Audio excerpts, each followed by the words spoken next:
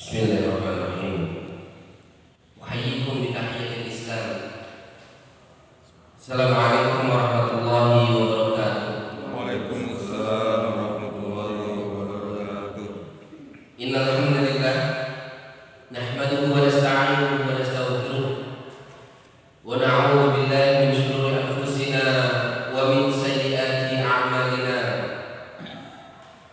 Man yahdihillahu fala mudilla lahu wa man yudlil fala hadiya lahu. Asyhadu an la ilaha illallah wahdahu la syarika lahu wa asyhadu anna Muhammadan 'abduhu wa rasuluhu la nabiyya wa la rasula ba'dahu. Wa qala ta'ala ya ayyuhalladzina amanu taqullaha haqqa tuqatih wa la tamutunna illa wa antum muslimun. Wa qala aidan ya ayyuhalladzina amanu taqullaha wa qulu qawlan sadida yuslih lakum a'malakum wa yaghfir lakum dhunubakum wa man yuti'illaha wa rasulahu faqad faza fawzan 'azima. Wa qala Rasulullah sallallahu alaihi wasallam ittaqillaha haitsu ma kunta wa atbi'is sayyi'ata al-hasanata tamhuha wa khaliqin nas bi khuluqin hasanin. Wa qala aidan wa ma ijtama'a qawmun fi baitin min buyutillah yatluna kitaballahi wa yatadarasunahu illa nazalat 'alaihim as-sakinah wa ghashiyatuhum rahmah wa hafathumul malaikah wa dzakarahumullahu fi man 'indah. Alhamdulillahil alamin. Bapak-bapak dan ibu-ibu serta adik-adik semuanya yang pada kesempatan Sabtu pagi hari ini 11 Desember 2021, semoga pada pagi hari ini kita semuanya senantiasa tetap dalam kondisi syukur kepada Allah Subhanahu wa taala atas seluruh nikmat yang Allah berikan, khususnya yaitu nikmat Islam dan nikmat waktu luang serta nikmat kesehatan, sehingga Allah memudahkan kita untuk bersama-sama kita melaksanakan sholat subuh secara berjamaah dan besar harapan kita kepada Allah Subhanahu wa taala. Semoga Allah memberikan kita dari sholat subuh yang telah kita laksanakan tadi dengan pahala 25 atau 27 derajat. Yang kedua kalinya sholat dan salam semoga tetap tercurahkan pada Nabi Muhammad sallallahu alaihi wasallam beserta keluarganya serta seluruh sahabatnya, para tabi'in, tabi'ut tabi'in, dan seluruh umat Islam yang dengan gigih berusaha untuk melaksanakan sunnah-sunnah Rasulullah sallallahu alaihi wasallam. Karena sesungguhnya setelah kita mencintai Allah Subhanahu wa taala, makhluk yang berhak untuk kita cintai adalah Nabi Muhammad sallallahu alaihi wasallam, melebihi kedua orang tua kita, baik ayah kita maupun ibu kita. Kita memiliki harapan yang sangat besar kepada Rasulullah sallallahu alaihi wasallam ketika di mana semua manusia mencari syafaat. Mereka berlarian menuju Adam, berlarian menuju Nabi Ibrahim, berlarian menuju Nabi Nuh, dan semoga kelak nanti kita dimudahkan oleh Allah untuk menemui Rasulullah SAW dan kita mendapatkan syafaat dari Rasulullah SAW. Ayyuhal hadirun a'azzanillahu wa iyyakum, bapak-bapak dan ibu-ibu serta adik-adik semua yang saya cintai karena Allah. Maka pada kesempatan pagi hari ini kita kembali luruskan niat kita. Salah satu amalan hati yang amalan ini ya, jika memiliki nilai yang besar maka Allah akan catat sebagai amalan yang besar meskipun kita melakukan perbuatan yang sangat kecil. Dan dari niat ini, apabila niat ini memunculkan sesuatu potensi yang kecil, maka juga akan berimbas pada perbuatan yang kecil, meskipun kita melakukan perbuatan yang besar. Maka kita luruskan niat, kita bismillah, kita beribadah kepada Allah pada kesempatan pagi hari ini.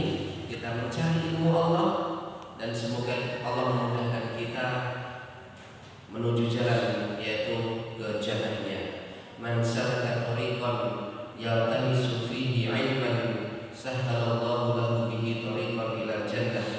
Siapa saja yang mencari atau menempuh suatu jalan, yang dengan jalan itu dia berusaha untuk mencari ilmu, maka Allah akan berikan kemudahan bagi orang yang mencari ilmu itu melakukan perjalanannya, yaitu menuju jannahnya Allah Subhanahu wa taala.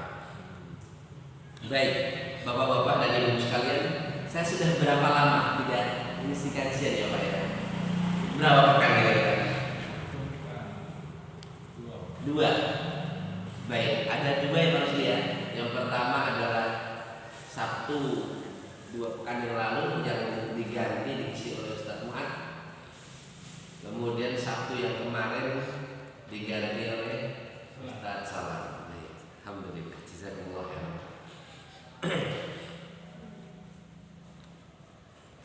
Kita sudah sampai kajian Ya Ayyuhan Nas, panggilan keberapa Pak?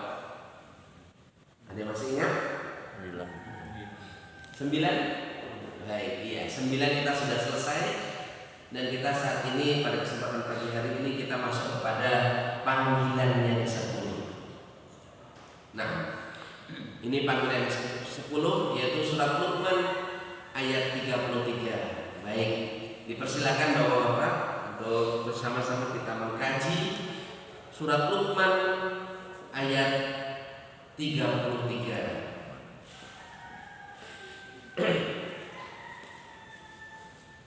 A'udzu billahi minasy syaithanir rajim. Surat ke-31 ayat ke-33. Ya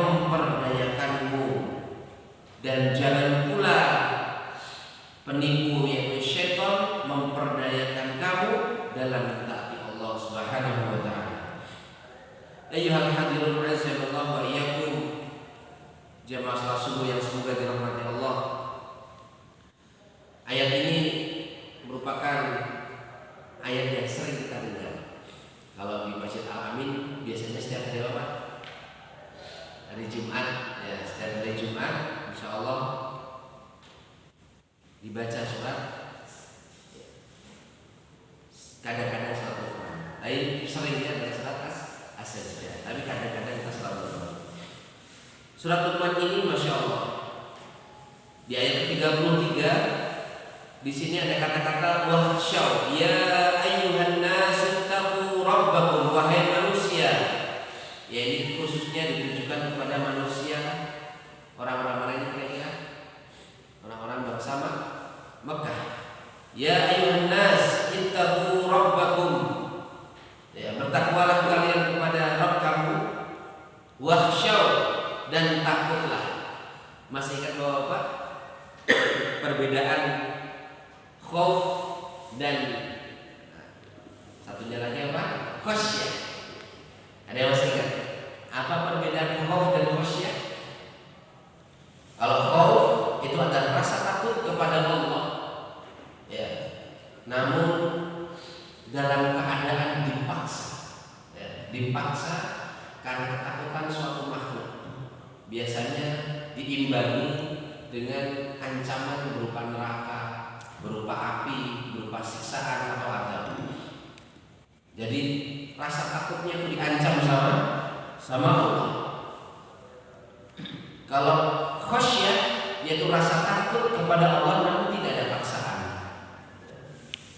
Nah, di sini yaitu dengan analogi supaya manusia itu takut, namun wahsyaw yawman la yajzi walidun an waladihi. Takutlah suatu hari yang pada hari itu seorang bapak tidak dapat menolong anaknya. Karena biasanya seorang ayah, ya, hubungannya dengan anak itu biasanya sayang, nggak ada rasa takutnya, nggak ada rasa benci, tidak ada rasa takut. Karena yang ada hati seorang ayah itu adalah rasa cinta kepada anaknya. Maka di sini wahsyaw, khasyah itu rasa takut kepada Allah tapi diimbangi dengan rasa cinta. Ya, takutnya karena cinta, bukan takut karena takut, tapi takut karena cinta. Dan seorang ayah di sini biasanya dia cinta kepada anaknya. Nah, seorang anak tidak dapat pula menolong bapaknya sedikit pun.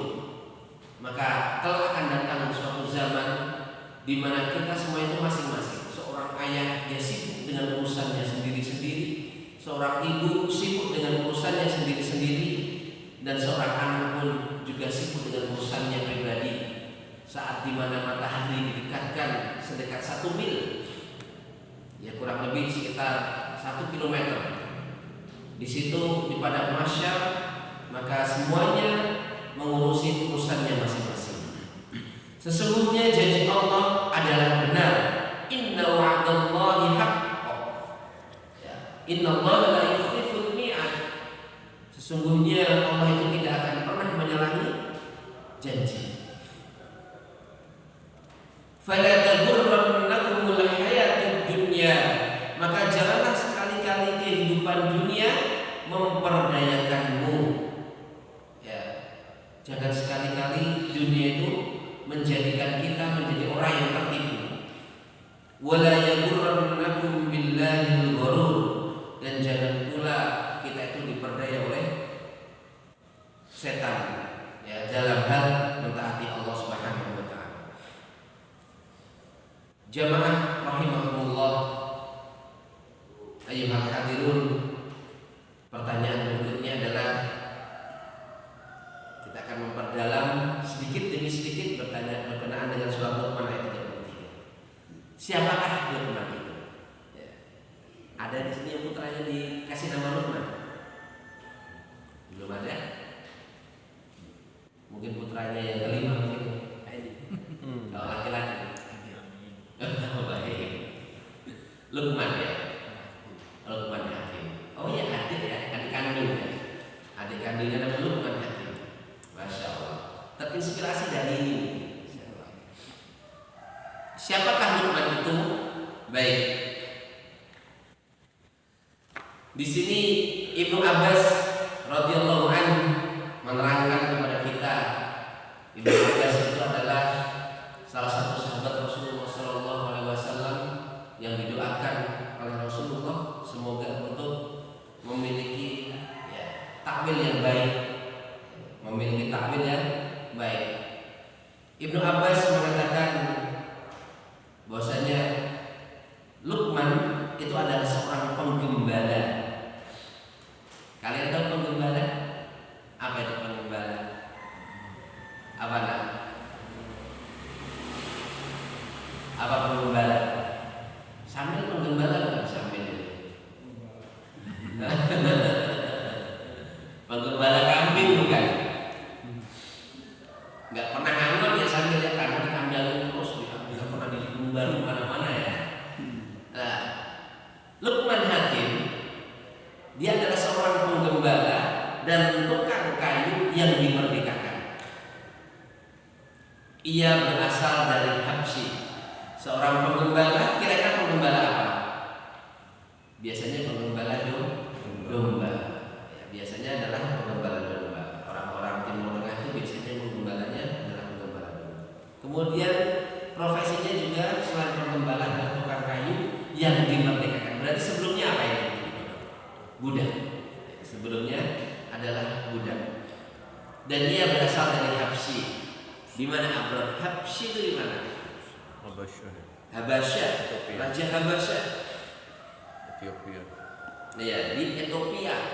Ethiopia itu ada di bawahnya selatannya Mesir. Nah, Ethiopia. Kalau sekarang mungkin orang-orang dalam dunia kelautan terkenal dengan apa? Bajak lautnya ya. Atau Somalia. Kalau Ethiopia bukan ya? Ethiopia. Nah, ada di Ethiopia berarti di daerah benua Afrika. Ini kata Ibnu Abbas. Berikutnya Ibnu Katsir dalam kitab Al-Bidayah wa Nihayah. Luqman memiliki nama lengkapnya yaitu Luqman bin Anqah bin Sadul. Kemudian kata Said bin Musayyib atau Musayyab, beliau adalah seorang tabi'in ya, bahwa Luqman Al-Hakim ini berasal dari Sudan. Sama gak Sudan dengan Habasyah? Beda tetanggaan. Berasal dari Sudan ya. Dan mereka bukan seorang nabi. Luqman itu bukan seorang nabi. Sama seperti kata Ibnu Abbas, seorang penggembala atau tukang kayu yang dimerdekakan. Di antara ciri-ciri nabi dan rasul adalah dia bukan seorang budak. Nabi dan rasul itu bukan orang yang dari kalangan budak, tidak. Dari orang yang merdeka. Di antara ciri-cirinya.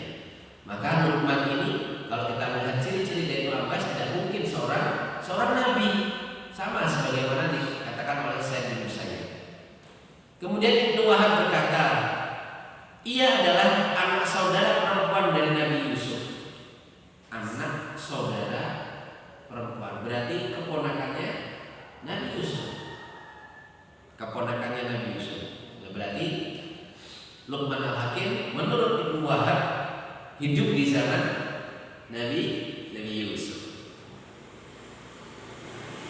Adapun menurut Syauqi Abu Khalil dalam kitabnya Atlas Al-Quran, bukunya bagus banget Atlas Al-Quran, cuma di rumah hilang.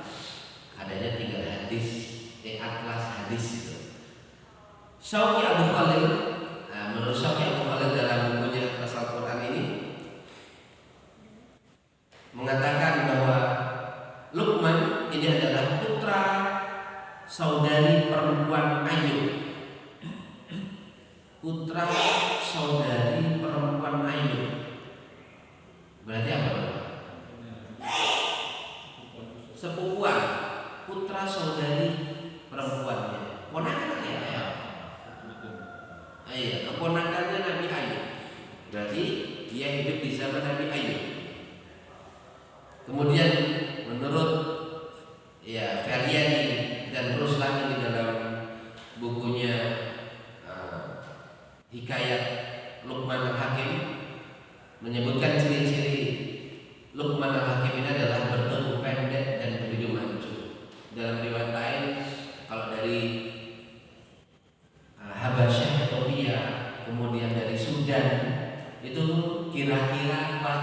kulitnya apa kira-kira kulit?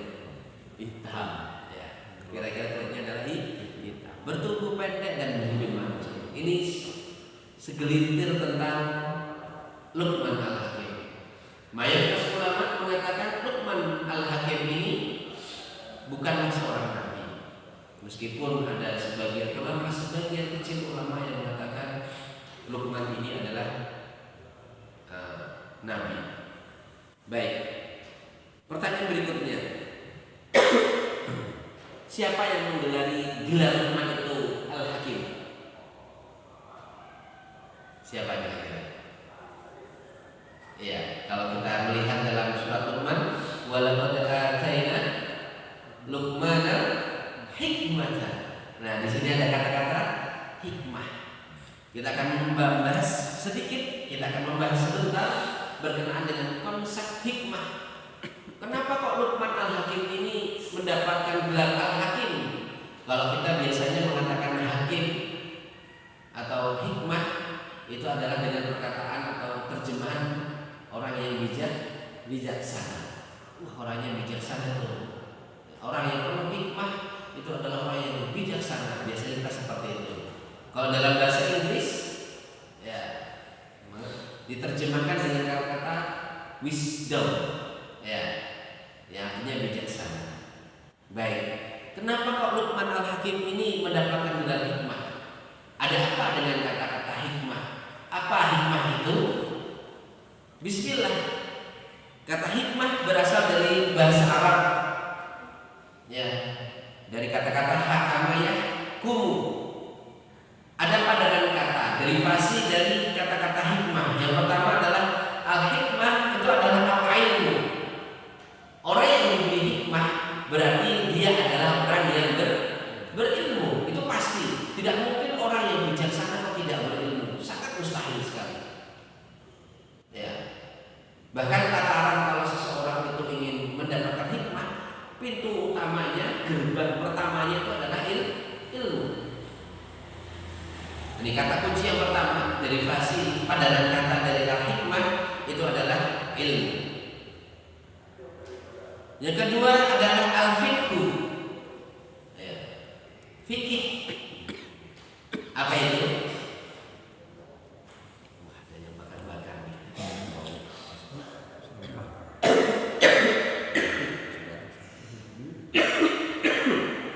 Enggak apa-apa.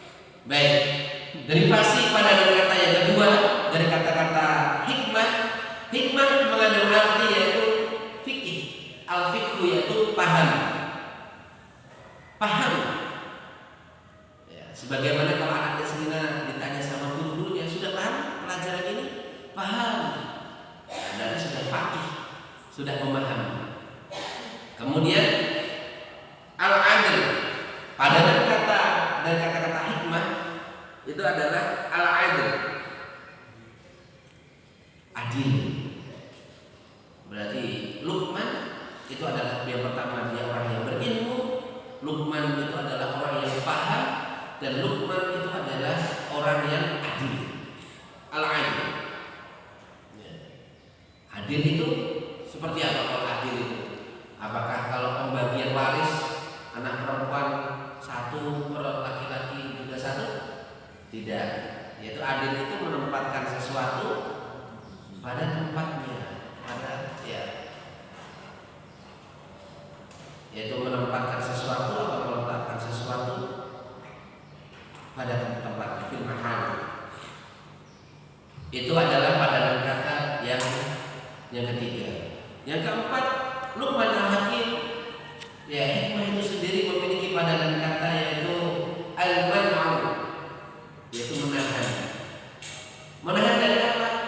Menahan dari kemaksiatan, menahan dari perbuatan-perbuatan yang jelek.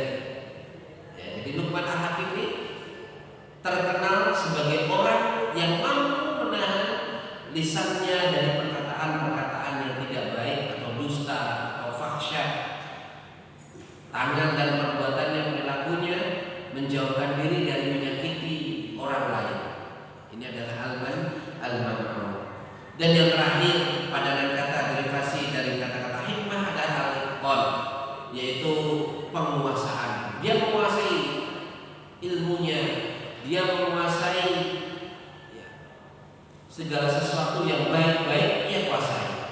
Ini adalah al-itqan, derivasi padanan kata dari hikmah. Kemudian kita akan melihat apa itu hikmah menurut para ulama. Imam Mujahid mengatakan hikmah adalah orang yang benar dalam perkataan dan perbuatannya. Bukan baik, ya. Bukan baik dalam perkataan dan tapi benar. Nah, ini bisa dibedakan antara baik dan benar. Kemudian Malik bin Anas mengartikan hikmah adalah pengetahuan dan pemahaman yang dalam, yaitu orang yang tafakuh biasanya, orang yang memahami dengan sangat dalam. Kalau di sini mungkin ya, kalau Pak Edi mengetahui pemahaman sangat dalam bagaimana cara menyembelih, ya Pak ya, cara menyembelih sapi yang bagus gimana paham? Masya Allah. Kalau Pak Salam, bagaimana cara mengajar yang baik, jalan kalau mau ke mencari suatu kelembagaan, bagaimana perizinan suatu kelembagaan, Pak Salam paham banget. Dia mengetahui dengan dalam. Tapi kalau di sini hikmah adalah pengetahuan dan pemahaman yang dalam terhadap agama. Kata kuncinya adalah paham banget dengan agama Islam. Ya. Kemudian dia mengikuti ajaran agamanya.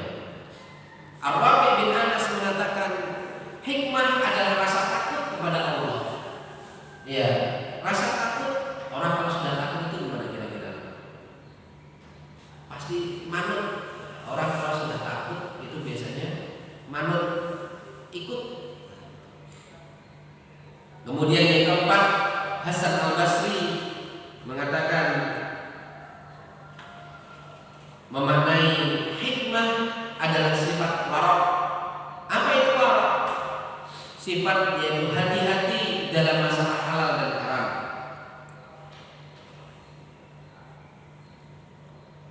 Di sini menunjukkan bahwasanya Luqman sangat hati-hati sekali tentang sesuatu yang halal maupun yang haram. Kemudian Syekh As-Sa'di dalam tafsirnya menjelaskan bahwasanya hikmah adalah ilmu-ilmu yang bermanfaat, diulang dua kali. Ya, As-Sa'di, Syekh As-Sa'di mengatakan ilmu-ilmu yang bermanfaat, kemudian pengetahuan yang benar, akal yang lurus, pemikiran yang matang, dan terciptanya kebenaran dalam perkataan maupun perbuatan. Rasa-rasanya, waduh, untuk mencapai hikmah itu gimana kira-kira? Berat sekali, apalagi seorang orang tua atau guru, atau orang tua. Oh, Masya Allah. Baik. Berikutnya di sini pengertian hikmah menurut Al-Fairuz Abadi dalam penelitiannya, hikmah dalam arti an-nubuwah. Hikmah itu di sini derivasinya adalah maknanya an-nubuwah wal risalah, yaitu misi kenabian atau risalah kenabian. Bisa dibuka dalam Quran surat Al-Baqarah ayat 251. Kita akan bahas terjemahannya. Surat Al-Baqarah 251.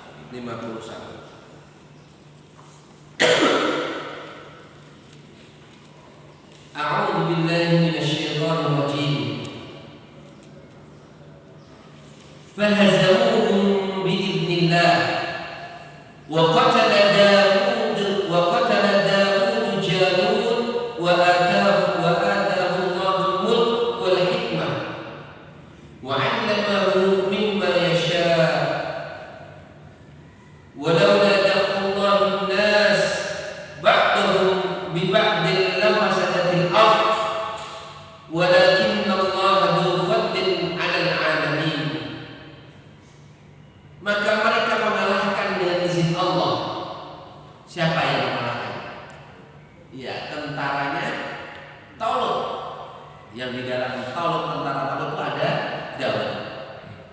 dan Daud membunuh Jalut. Kemudian di sini dikatakan wa qatala Daud Jalut wa atahu Allahul mulk wal hikmah. Allah memberi kepada Daud itu adalah kerajaan. Ya. Karena sepeninggal Talut kerajaannya diberikan kepada Daud. Ya, setelah meninggalnya Talut, Raja Talut, ya kerajaannya diberikan kepada Daud. Allah memberikan kepada Daud itu kerajaan dan hikmah. Nah, makna hikmah di sini adalah an-nubuwah, misi kenabian. Maka makna hikmah, pengertian hikmah yang pertama adalah an-nubuwah. Yang kedua, hikmah dalam arti Al-Quran yaitu at-tafsir wa ta'wil. Kemampuan seseorang dalam memahami Al-Quran dan dalam memahami kebenaran. Silahkan dibuka surat Al-Baqarah ayat 269.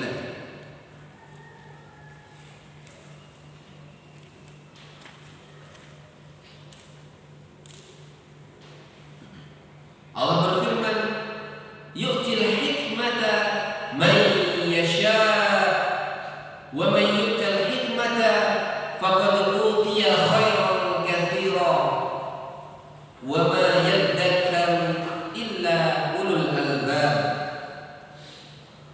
Dia memberikan hikmah, yaitu Allah memberikan hikmah. Di sini dijelaskan dalam Al-Quran, hikmah ialah kemampuan untuk memahami rahasia-rahasia syariat agama, yaitu tafsir-tafsir, takwil-takwil dalam Al-Quran. Yu'til hikmata man yasha. Allah memberikan hikmah kepada siapa saja yang dikehendaki. Wa may yu'tal hikmah, dan barang siapa diberi hikmah, sesungguhnya dia telah diberi kebaikan yang banyak, dan tidak ada yang dapat mengambil pelajaran kecuali orang-orang yang mempunyai ulul albab, yaitu mempunyai akal yang sehat. Ada kata kunci di sini, ayyuhal hadirun azallahu wa iyyakum, bahwasanya hikmah itu Allah berikan kepada siapa saja dikehendaki. Ada orang yang ahli dalam bidang tafsir, ada orang yang ahli dalam bidang bahasa, ada orang yang ahli dalam ilmu arsitek, ada orang yang ahli dalam ilmu marketing dan perdagangan. Namun di sini hikmah adalah pemahaman yang Allah berikan kepada hambanya yang Ia kehendaki untuk memahami pesan-pesan yang tersirat dalam firman-firman Allah Subhanahu wa taala. Ya, suka-suka Allah mau kasih ke siapa? Maka berdoa semoga kita termasuk bagian orang yang diberikan hikmah oleh Allah. Karena ini adalah hak prerogatif Allah.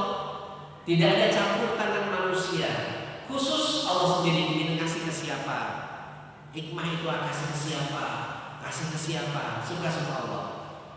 Abron, Sambil, silakan berdoa kepada Allah. Semoga termasuk bagian dari hamba-hamba Allah yang diberikan hikmah, diberikan kemampuan untuk menafsirkan Al-Quran, diberikan kemampuan oleh Allah untuk mentakwilkan Al-Quran dan hadis, mentakwilkan ayat-ayat Al-Quran atau hadis.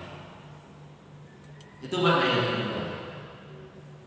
Makna hikmah yang ketiga adalah yaitu al-wa'du atau pelajaran, at-tadhkir, peringatan. Ya. Makna yang lain dari hikmah itu adalah pelajaran atau peringatan.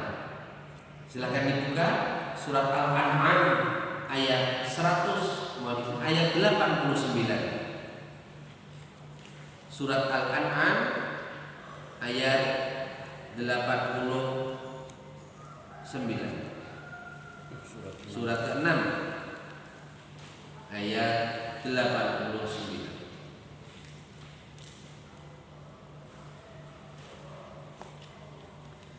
A'udzu billahi minasyaitonir rajim. Ulaika alladziina aatainahumul kitaaba wal hukma wan nubuwwah. Fa in yakfur biha haula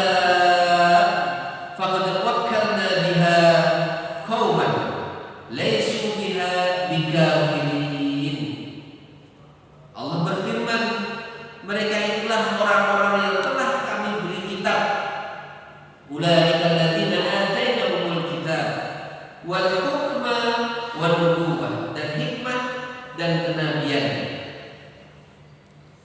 Jika orang-orang Quraisy itu mengingkarinya, maka kami akan menyerahkan kepada kaum yang tidak mengingkari.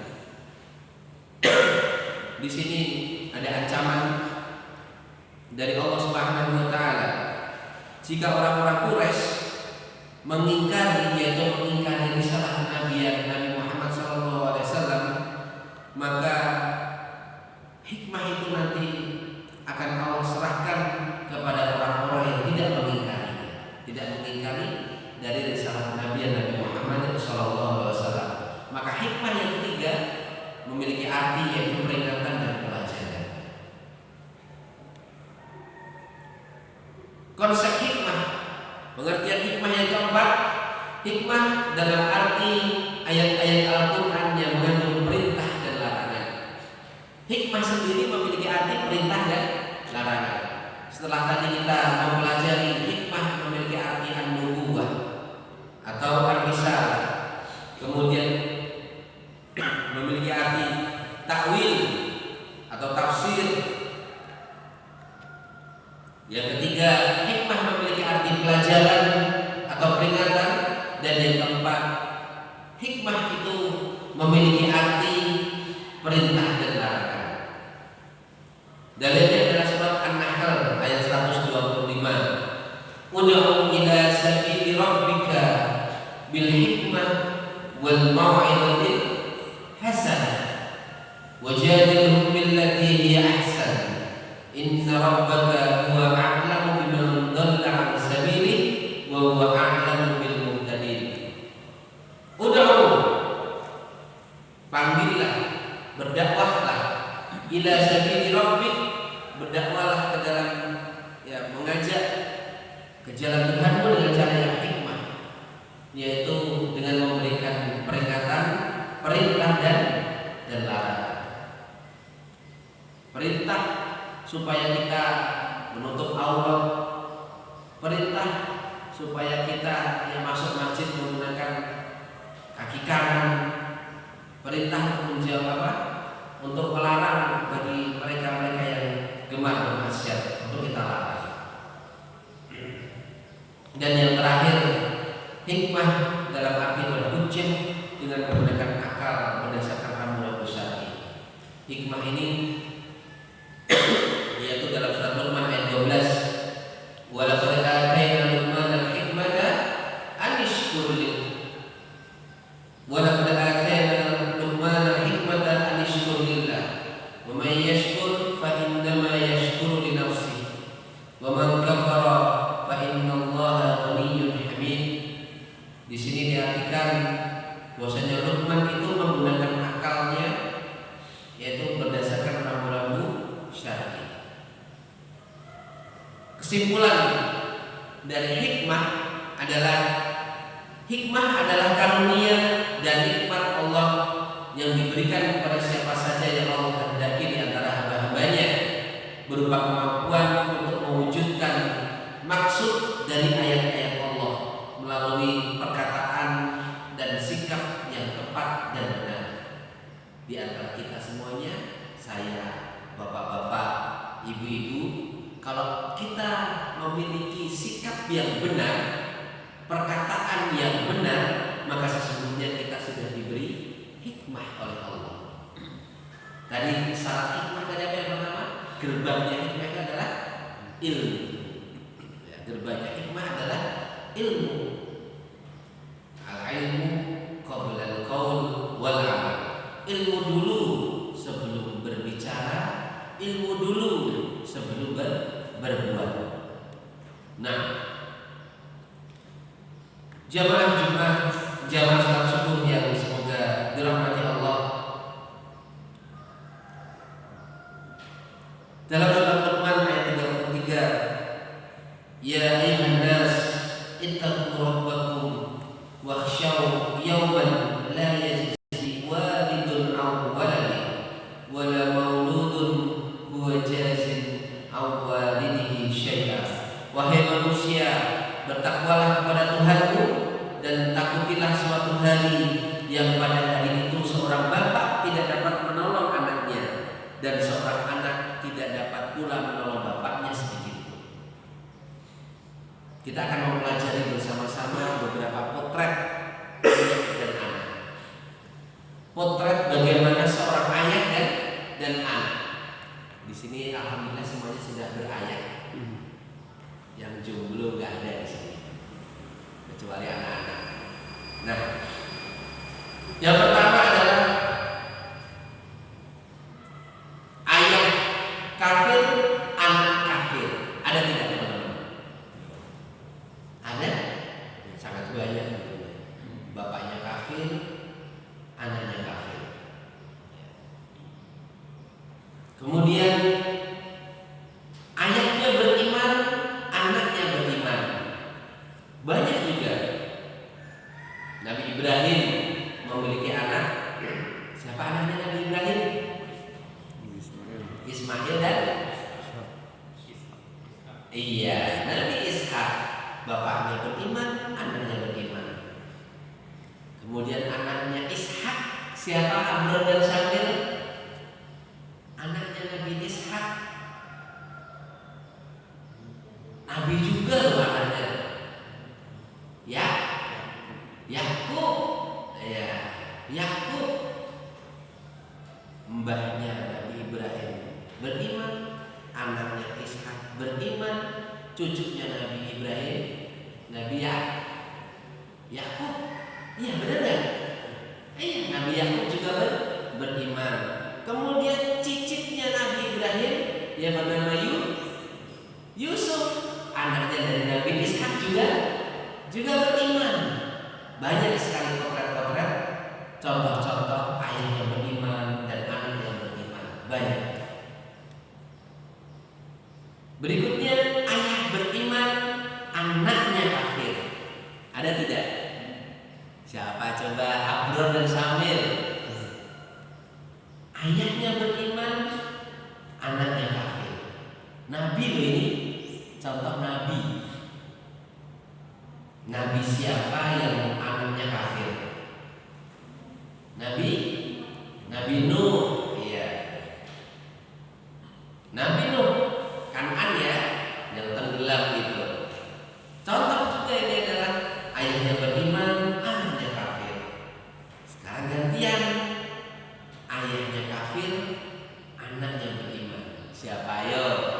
Nabi juga loh ini. Ibrahim. Nabi Ibrahim. Nabi Ibrahim itu bapaknya kafir azan, ya. Kafir juga.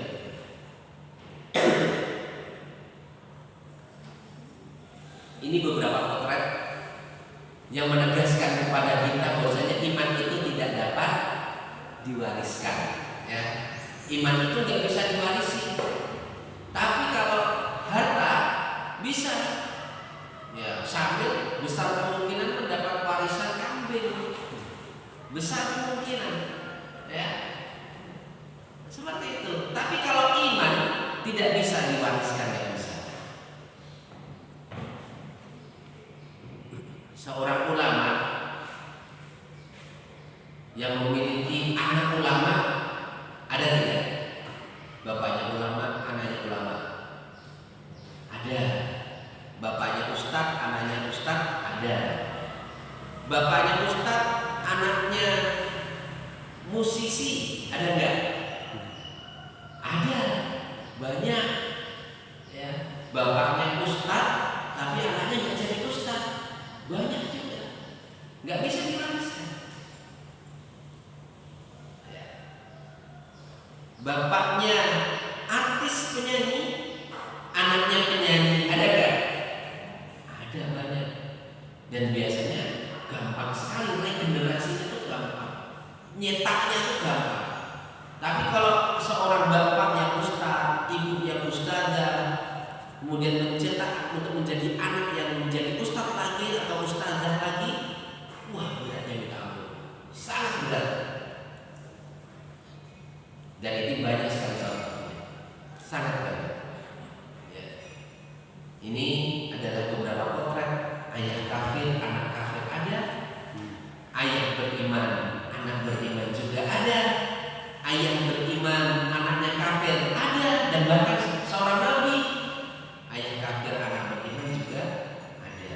para nabi juga. Nah, mari kita menoleh sejarah sejenak. Kita toleh sejarah sejenak. Kita ambil kisah dari seorang anak yang beriman kepada Allah, namun memiliki bapak yang kafir. Bagaimana cara berdakwahnya? Bagaimana cara menasihatinya? Kita akan buka bersama surat Maryam ayat 42 sampai 48. Surat ke-19. Surat Maryam. Ya, silakan dibuka, Abro dan Samil. Bagaimana cara nanti kalian berdakwah kepada orang tua? Kalau lagi kesel gitu kan, pernah nggak Samil atau Abro kesel sama orang tua? Ini orang tua kok nyuruh terus ya, dikit-dikit nyuruh, kesel banget, pengen istirahat gitu kan ya. Nah, kalau di sini kaitannya dengan keimanan dan kekafiran. Namun nanti kita bisa analogikan dengan kehidupan sehari-hari. Baik, sudah dapat Bapak? Surat Maryam ayat 42. A'udzu billahi minasyaitonir rajim. Idh qala li abihi ya abati lima ta'budu ma la yasma'u wa la yubsiru wa la yughni 'anka syai'a. Suatu hari Ibrahim berkata kepada bapaknya, yaitu yang bernama Azar, seorang pemahat patung, pembuat Tuhan ya. Jadi Azar ini profesinya adalah membuat Tuhan ya. Membuat patung yang nanti patung itu akan dijadikan Tuhan. Nabi Ibrahim berkata, wahai ayahku, mengapa kamu menyembah sesuatu yang tidak mendengar, tidak pula melihat, dan tidak dapat menolong kamu sedikit pun? Ini yang pertama. Dialog yang pertama, ya abadi. Yang kedua, ya abadi inni qad ja'ani minal ilmi ma lam ya'tik fattabi'ni ahdika siratan sawiyya. Wahai ayahku, sesungguhnya telah datang kepadaku sebagian ilmu pengetahuan yang tidak dimiliki oleh engkau, maka ikutilah aku, niscaya aku akan menunjukkan kepadamu jalan yang lurus.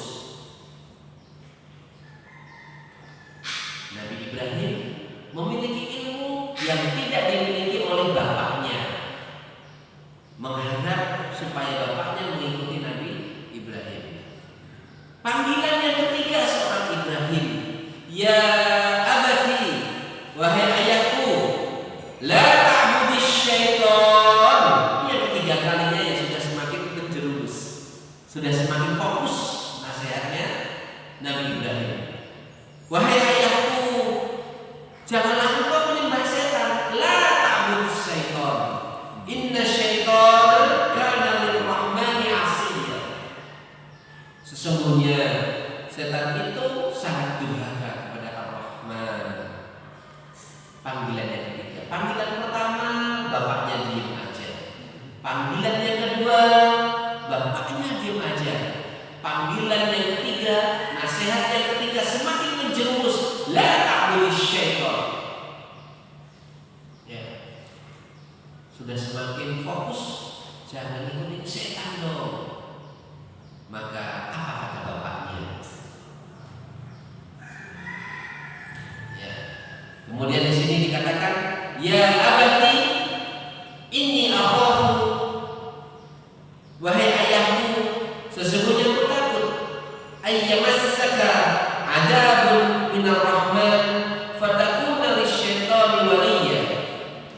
Nabi Ibrahim berkata kepada bapaknya, wahai ayahku, ya, aku sungguh khawatir engkau akan ditimpa azab dari Tuhanku yang Maha Pengasih, sehingga engkau menjadi teman bagi setan. Nabi Ibrahim tidak ingin bapaknya menjadi pengikut setan. memiliki teman, yaitu setan. Maka bapaknya menjawab, qala araghibun anta, wahai Ibrahim, araghibun anta, bencikah engkau terhadap Tuhanku, an alihati, ya. Wahai Ibrahim, araghibun anta an alihati, Ibrahim, apakah kamu benci dengan Tuhan-Tuhanku? La illam tantahi la arjumannak wahjurni maliya. Awas saja ya. Di sini dikatakan menggunakan nada-nada ancaman. Jika kamu tidak berhenti, la arjumannak, niscaya kamu akan aku rajam, dan wahjurni maliya, tinggalkanlah aku ya dalam waktu yang lama. Di sini Ibrahim menjawab dengan sangat baik. Ketika sudah mengajak dengan yang baik-baik, dengan nada yang sangat halus, ya abadi, ya, kemudian dijawab oleh bapaknya, kowe nek ramen, kamu kalau nggak diem, kalau bahasa Jawanya seperti itu, maka la arjumannak, bapaknya akan merajam. Apa itu merajam? Diapain? Dirajam itu diapain? Abdul? Masih ingat pelajarannya? Dirajam itu diapain? Ditenggelamkan, segini, kemudian dilemparin batu, ditanam selesai, kemudian dilemparin batu. La arjumannak wahjurni maliya, kemudian diusir. Kemudian Nabi Ibrahim menjawab, qala salamun alaik, sa'astaghfiru laka rabbi innahu kana li hafiyya. Masya Allah, indah sekali ayat Al-Quran. Nabi Ibrahim berkata, semoga keselamatan dilimpahkan kepadamu. Aku akan memintakan ampun bagimu kepada Tuhanku, karena sesungguhnya Tuhanku, Dia sangat baik kepadaku. Nabi Ibrahim dimarahin sama bapaknya, tapi Nabi Ibrahim mendoakan bapaknya. Pernah Abror sama Sambil Nabi dimarahin sama ayahnya, tapi malah mendoakan? Lagi dimarahin, wah biasanya malah kesel ya. Dimarahin melulu, kan? Malah kesel. Gak ada dalam hati ini terbersit untuk mendoakan. Ya. Tapi Nabi Ibrahim malah mendoakan bapaknya. Masya Allah. Di sini dikatakan ancaman itu adalah ancaman jangka panjang. Di sini dikatakan qala araghibun anta an alihati ya Ibrahim la in lam tantahi la arjumannak. Wahai Ibrahim, kalau kamu gak diam, aku akan merajam kamu. Ibnu Asyur dalam kitab tafsirnya itu mengatakan ini adalah ancaman jangka panjang. Ancaman jangka panjang yang diberikan bapaknya kepada Ibrahim. Kamu kalau begini terus lama-lama kamu tak ajal. Begitu. Adapun ancaman jangka pendeknya, wahjurni maliya, udah kamu pergi aja. Dan akhirnya Nabi Ibrahim pun pergi meninggalkan bapaknya, pergi meninggalkan kaumnya, dan pergi meninggalkan sesembahan-sesembahannya. Masya Allah, ini adalah ungkapan yang sangat indah yang diberikan oleh Nabi Ibrahim kepada bapaknya. Dan Allah menyuruh Nabi Muhammad untuk menceritakan ini kepada para sahabatnya. Ini loh, ada kisah yang sangat bagus yang bisa kamu contoh. Karena para sahabat zaman dulu juga kebingungan. Para sahabat yang beriman kepada Allah dan Rasulnya, tapi bapaknya juga belum beriman. Sama sebagaimana kisahnya Abu Bakar As-Siddiq. Ketika Abu Bakar As-Siddiq sudah beriman, tapi ibu bapaknya tidak beriman. Ini juga bisa menjadikan contoh bagi para sahabatnya saat itu, bahwasanya ada kisah yang bisa kita ambil pelajaran yang sangat banyak dari kisah Nabi Ibrahim, khususnya bagaimana Nabi Ibrahim ini dengan penuh hikmat mendakwahkan bapaknya, ya, Bagaimana Nabi Ibrahim diancam oleh ayahnya untuk dibunuh, sama sebagaimana para sahabat diancam sama kedua orang tuanya untuk dibunuh, sama. Bahkan Mus'ab bin Umair itu sebelum dia masuk Islam, Mus'ab bin Umair ini terkenal orangnya itu sangat rapi, pemuda yang paling rapi, pemuda yang paling ganteng, pemuda yang paling wangi, itu Mus'ab bin Umair. Kalau lagi lewat Mus'ab bin Umair misalkan lewat di sini, baunya udah terasa, wah kayaknya mau lewat ini, Mus'ab bin Umair mau lewat ini, begitu. Ini Mus'ab bin Umair. Sama, saya dulu punya ustaz di pesantren. Sekarang dia menjadi salah satu sekjen di organisasi tertentu di Indonesia.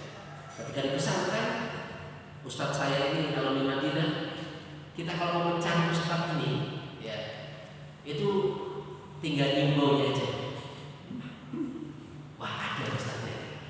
Padahal ruangannya itu di lantai 2. Ruangannya di lantai 2, kita di lantai 1 sudah kecium parfumnya itu. Saya tanya, parfumnya apa? Sampai sekarang belum tahu nama parfumnya. Belum tahu. Ada yang mengatakan parfumnya namanya parfum Sultan. Kayaknya ada di situ parfum Sultan. Tapi kayaknya nggak kayak gini deh parfumnya deh. KW. Nah, begitu, itu yang KW ya. Itu nggak tahu harganya berapa ya. Kita kalau mencari ustaz ini, itu cuma tinggal dicium. Wah, ada ustaznya. Nah, Mus'ab bin Umair itu adalah orang yang paling rapi dan paling wangi dan paling bersih orangnya, pemuda sebelum masuk Islam. Tapi ketika Mus'ab bin Umair masuk Islam, Mus'ab bin Umair ini memiliki pakaian yang paling jelek yang diberikan atau yang pernah dia kenakan. Kalau tadinya memakai pakaian kebesaran orang kafir, ya, tapi ketika Mus'ab bin Umair ini masuk Islam, maka dia memakai pakaian yang kalau kita tuh kalau goni gitu Pak. Pakaiannya itu seperti itu. Namun Mus'ab bin Umair alhamdulillah menjadi pemuda yang cerdas dalam Islam. Dia ditunjuk menjadi duta Madinah. Disuruh oleh Rasulullah SAW diutus untuk pergi ke Madinah. Mus'ab bin Umair. Nah, banyak sekali tantangan-tantangan para sahabat Rasulullah SAW yang saat itu diberikan kisah oleh Rasulullah untuk menceritakan kisah ini kepada para sahabatnya, yaitu kisah Nabi Ibrahim, bagaimana dia berdakwah kepada kedua orang tuanya. Nah, ayyuhal hadirun a'azzallahu wa iyyakum. Dan terakhir, inna wa'dallahi haqq. Setelah kita mempelajari bahwasanya telah akan datang suatu hari di mana bapak tidak bisa menolong anak, anak tidak bisa menolong bapak, maka di sini ditutup dengan ayat inna wa'dallahi haqq. Sesungguhnya kejadian yang seperti itu benar-benar akan terjadi dan pasti terjadi. Bapak nggak bisa menolong anak, anak nggak bisa menolong bapak, itu pasti terjadi. Fala taghurrannakumul hayatud dunya wa la yaghurrannakum billahil ghurur. Jangan sekali-kali kita itu terperdaya dengan dunia dan jangan pula terperdaya dengan tipu daya setan. Maka sering sekali para ustaz itu mengatakan i'lamu annamal hayatud dunya la'ibun wa lahwun. Allah memberikan firman-Nya kepada kita supaya kita itu tidak banyak main dan banyak bersenda gurau. I'lamu, ketahuilah annamal hayatud dunya la'ibun wa lahwun. Sesungguhnya kehidupan dunia itu hanyalah permainan. Ciri-ciri permainan itu apa? Ciri-ciri permainan. Yuk bermain yuk. Apa ciri-cirinya? Yang pertama, permainan itu apa? Capeknya main-main terus sambil abrol, capeknya. Capek. Kemudian ciri-ciri permainan itu pasti selesai. Ada masanya. Gak mungkin kok main terus. Yuk main petak umpet yuk. Terus petak umpet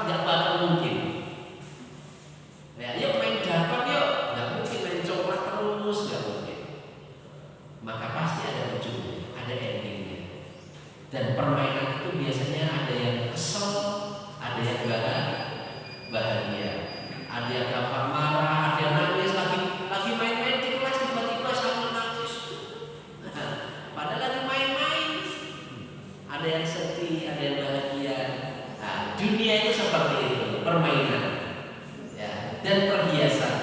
Lahirun walahun wazinatan dan perhiasan. Masya Allah. Nah, ayat hadirun azanallahu wa iyyakum. Lagi-lagi kita diingatkan oleh Allah Subhanahu wa taala melalui firman-Nya bahwasanya perhiasan-perhiasan yang saat ini kita kenakan itu adalah titipan dari Allah, dan semoga kita tidak berbangga, ya, tidak berbangga dengan apa yang dititipkan oleh Allah, bangga dengan jabatan, bangga dengan kekayaan, bangga dengan harta, karena sesungguhnya itu adalah zina, hanya perhiasan saja. Kemudian ditutup wala yaghurrannakum billahil ghurur, dan jangan sekali-kali kita terperdaya oleh tipu daya setan. Masih ingat arah-arah setan menggoda manusia? Masih pelajaran kelas berapa itu? Kelas 4. Dari arah mana saja setan menggoda manusia? Kanan, kiri, depan dan belakang. Bagaimana penjelasan Ibnu Katsir mengenai itu? Dari depan apa godaannya? Menjadikan anak diserina apa? Ragu dengan akhirat. Godaan setan, arah-arah setan menggoda manusia itu ada 4: depan, belakang, kanan dan kiri. Jangan sampai kita di sini wala yaghurrannakum billahil ghurur. Jangan sampai kita tertipu oleh arah-arah tadi itu. Menggoda setan, menggoda manusia dari arah depan, yaitu menjadikan manusia tidak percaya dengan kehidupan akhirat. Kemudian godaan manusia dari arah belakang apa? Menjadikan manusia cinta kepada dunia, cinta pada dunia, pelit, dipinjam pelit, punya makanan nggak berbagi. Itu adalah godaan setan dari arah belakang. Jadi kalau lagi sambil punya es krim kok berbagi, nah, berarti godaan setan dari arah belakang sudah dilewati. Kemudian arah godaan setan dari kanan apa? Ibnu Katsir menjelaskan menjadikan anak nisrina, menjadikan manusia tidak paham agama, gak paham cara wudhu yang benar, gak paham ini air mani, air mati, atau air wadi. Udah belajar dulu, sudah kan? Air mani itu apa? Air mati itu apa? Air wadi itu apa? Kalau gak paham ini, berarti sudah digoda oleh setan dari arah kanan. Gak paham dengan ilmu agama, sholat gak khusyuk, ya. Gimana cara sholat khusyuk gak tahu, adab-adab tidak tahu, itu berarti berhasil digoda setan dari arah kanan. Dan terakhir dari sebelah kiri, apa itu? Godaan setan dari sebelah kiri, menjadikan anak nisrina, menjadikan manusia cinta kepada kemaksiatan, ya. Orang yang hobinya dolim, suka membuli, itu sudah digoda oleh setan dari arah kiri. Dan ini menurut Ibnu Katsir ada 4 arah setan dalam menjerumuskan manusia. Dan yang terakhir, slide yang terakhir berkenaan dengan hikmah ini, yaitu ada 3 yang harus kita kuasai selaku orang tua. Saya selaku ayah untuk anak saya Alban dan Sa'ad. Saya selaku guru dari Syamil dan Abror, ya. Maka berusaha semaksimal mungkin supaya memiliki hikmah, karena hikmah ini adalah bekal dalam mendidik anak, dalam mendidik murid. Itu adalah hikmah. Ilmu, yaitu modal utama selain iman, itu adalah untuk mendapatkan ilmu. Ini adalah dengan akal. Makanya manusia itu istilah lainnya adalah hayawan natik. Apa itu hayawan natik? Hewan yang bisa berpikir.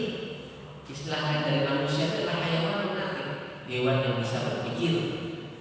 Nah, maka manusia kalau nggak pernah mikir itu berarti sama seperti hewan. Inna syarrad dawabi indallahi alladziina kafaru. Ya, sesungguhnya seburuk-buruk manusia itu adalah orang-orang kafir yang dia tidak menggunakan akalnya. Di sini bekal utama karena kita sudah diberikan akal untuk membedakan mana yang baik, mana yang buruk. Maka dengan akal itu kita cari ilmu sebanyak-banyaknya, ilmu yang bermanfaat, kemudian kita praktekkan. Kemudian kalau kita sudah mempraktekkan ilmu itu, maka kita akan mendapatkan hikmah. Di antara penyebab supaya kita mendapatkan hikmah itu adalah dengan ad-diyanah. Apa itu ad-diyanah? Ad-diyanah itu adalah perbuatan manusia yang senantiasa senang banget melakukan syiar-syiar Islam. Contoh syiar Islam berjenggot, itu di antara syiar Islam. Kemudian masuk ke masjid, sholat tahiyatul masjid, itu merupakan syiar Islam. Menutup aurat merupakan syiar Islam. Sunnah-sunnah sekecil apapun itu syiar-syiar Islam. Dan seseorang yang melakukan syiar-syiar Islam besar kemungkinan dia akan mendapatkan hikmah. Semakin besar adian seseorang, semakin besar atau semakin sering seseorang melakukan syiar-syiar Islam, maka semakin besar hikmah yang akan didapat. Bekal seorang guru, bekal seorang orang tua, ayah dan ibu adalah hikmah untuk mendidik anak, yaitu at-tarbiyah, untuk mendidik anak. Semoga materi surat Luqman ayat 33 ini menjadikan motivasi bagi kita untuk berlomba-lomba dalam mencari hikmah. Karena hikmah ini yu'til hikmata may yasha. Allah akan memberikan hikmah kepada siapa saja yang Allah kehendaki. Tidak semua orang Allah berikan hikmah. Perkataan yang benar, memiliki orang yang bijak, menjadi manusia yang bijaksana, itu tidak semua orang Allah berikan. Maka kata kuncinya adalah ad-diyanah. Yuk, sekecil apapun syariat Islam kita kerjakan dengan sebaik-baiknya. Subhanallahumma wa bihamdika asyhadu an la ilaha illa anta astaghfiruka wa atubu ilaik. 4 jam 6 kurang 1 menit atau beberapa detik. Semoga kajian pada kesempatan pagi hari ini bisa menjadi ilmu yang bermanfaat. Kita praktekkan dalam kehidupan sehari-hari. Panggilan yang ke-10 ini mengajak kepada kita untuk menjadi pribadi-pribadi yang penuh dengan hikmah. Karena kelak seorang ayah tidak bisa menolong anaknya dan seorang anak tidak bisa menolong ayahnya. Maka yuk kita menjadi pribadi untuk menjadi pendidik yang dengan sebaik-baik pendidik, memiliki predikat sebaik-baik pendidik. Insyaallah kita akhiri dengan hamdalah, alhamdulillahirabbil alamin, subhanallahumma wa bihamdika asyhadu an la ilaha illa anta astaghfiruka wa atubu ilaik. Assalamualaikum warahmatullahi wabarakatuh. Assalamualaikum warahmatullahi wabarakatuh.